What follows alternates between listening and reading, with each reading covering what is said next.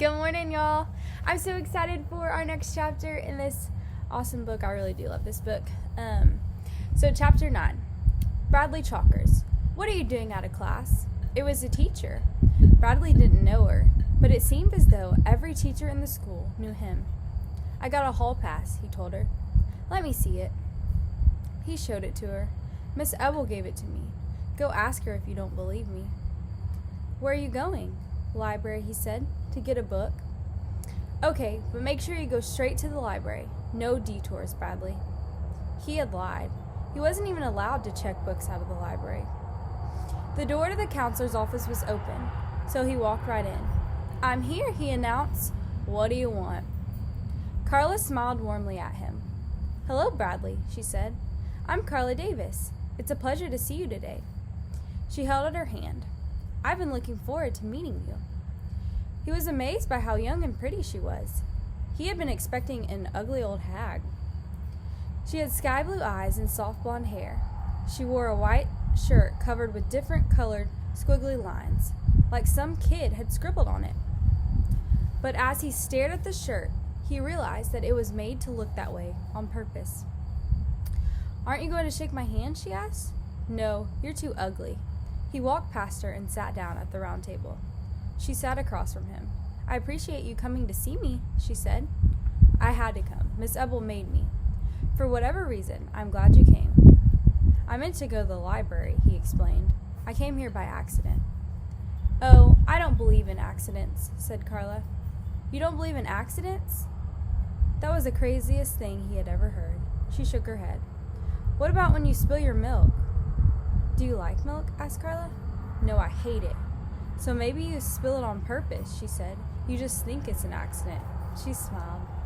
He stared angrily down at the table. He felt like he'd been tricked. I don't drink milk, he said. I drink coffee. He glanced around the room. It was full of all kinds of interesting-looking objects. This place is a mess, he said. I know, Carla admitted. I like messy rooms. Clean rooms are boring and depressing. They remind me of hospitals. Don't you get in trouble? Why should I? He didn't know the answer to that, but he knew that if it were his room and it was that messy, he'd get in trouble. I didn't do anything wrong, he declared. Nobody said you did. Well, then how come I have to be here? I was hoping you liked to be here, said Carla. I was hoping we could be friends. Do you think we can? No. Why not? Because I don't like you. I like you, said Carla. I can like you, can't I? You don't have to like me. He squirmed in his seat. I was also hoping you'd be able to teach me things, said Carla. You're the teacher, not me. So, that doesn't matter. A teacher can often learn a lot more from a student than a student can learn from a teacher. I've taught Miss Ebel a lot, Bradley agreed. Today, I taught her about geography. What do you want to teach me? Carla asked. You tell me, what do you want to know? You tell me, said Carla. What's the most important thing you can teach me? Bradley tried to think of something he knew. The elephant's the biggest animal in the world, he said, but it's afraid of mice. I wonder why that is, said Carla. Because, said Bradley, if a mouse ran up an elephant's trunk, it would get stuck, and then the elephant wouldn't be able to breathe, and so it would die. That's how most elephants die. I see, said Carla. Thank you for sharing that with me. You're a very good teacher. He suddenly felt like he'd been tricked again. He didn't want to share anything with her. He hated her. What else do you want to teach me? She asked. Nothing, he said coldly. You're not supposed to talk in school. Why not? It's a rule, like no sticking gum in the water fountains. Well, in this room, there are no rules, said Carla. In here, everyone thinks for himself. No one tells you what to do. You mean I can stick gum in the water fountain? You could, except I don't have a water fountain. Can I break something, he asked. Certainly. He looked around for something to break, then caught himself in time. It was another trick. He'd break something and then get in trouble, and no one would believe him when he said that she had said there were no rules. I'm not in the mood, he said. All right, but if you're ever in the mood, there are lots of things you can break. Things I like very much, and things that other children use.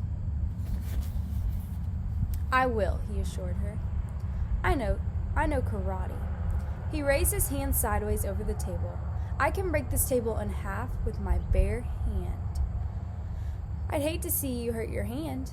Nothing ever hurts me, he told her. I've broken every table in my house, he declared. The chairs, too. Call my mother if you don't believe me. I will, said Carla. Why shouldn't I?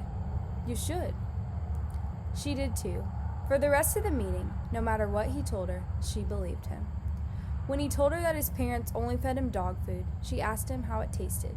Delicious, he said, meaty and sweet. I've always wanted to try it, said Carla. When he told her that the president had called him on the phone last night, she asked what they talked about. Hats, he answered right away. Hats? What do you say about hats? I asked him why he didn't wear a hat like Abraham Lincoln. And what did he say? Bradley thought for a moment. I can't tell you. It's top secret. Near the end of the session, Carla gave him a piece of construction paper and asked him if he wanted to draw a picture. He chose a black crayon from the big box of crayons and stayed with it the whole time. He scribbled wildly all over the paper. Carla leaned over to look at it. That's very nice, she said. It's a picture of a nightmare, he told her. Oh, I thought it was a picture of the floor of a barber shop after someone with black curly hair got his hair cut. That's what it is, Bradley declared. That's what I meant. It's very good, said Carla. May I have it? What for? I'd like to hang it on my wall. He looked at her in amazement. You mean here? Yes. No, it's mine. I was hoping you'd share it with me, said Carla. It cost $1. It's worth it, said Carla, but I only want it if you're willing to share. No, he said. Okay, but if you ever change your mind, I'll still want it. You can make me give it to you, he suggested. No, I can't. Sure you can. Teachers make kids do things all the time. Carla shook her head. It was time for him to return to class. I've enjoyed your visit very much, said Carla. Thank you for sharing so much with me. She held out her hand. He backed away from it as if it were some kind of poisonous snake. Then he turned and hurried out into the hall. When he got to Miss Ebble's class, he crumpled his picture into a ball and dropped it into the wastebasket next to her desk. And that's the end of chapter 9. So chapter 10 will be on the next video. See y'all.